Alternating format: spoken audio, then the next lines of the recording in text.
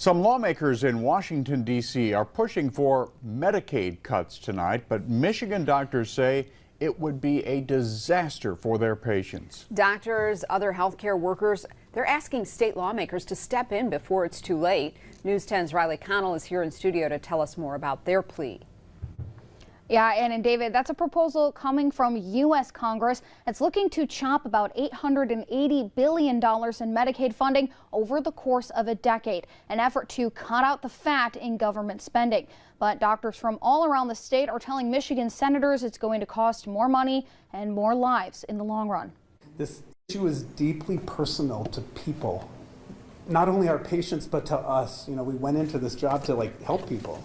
And if they can't afford health care, we can't help them.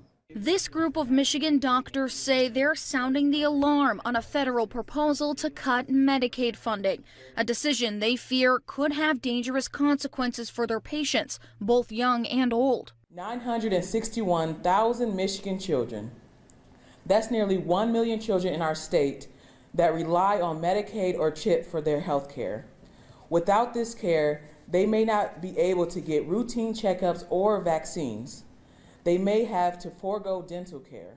Doctors brought their concerns to a committee of state senators, joined by Medicaid experts from the state health department, who claim the nearly $900 billion in proposed cuts could also have an impact on Michigan's economy. You know, when we've expanded Medicaid and really looked at that, the University of Michigan study found that just that expansion population alone created more than 30,000 jobs a year.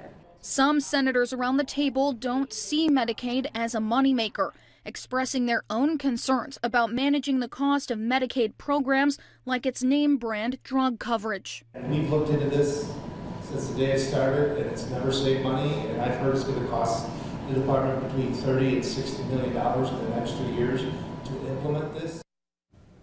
This is a federal proposal, and the key word there is proposal. It hasn't been passed, but physicians and advocates say that conversations for cuts need to happen now, and that state lawmakers need to advocate for a reconsideration of those cuts with their colleagues on Capitol Hill. Back to you. All right, Riley, thank you. According to state data, nearly 2.5 million people in Michigan receive health care coverage through Medicaid. More breaking news this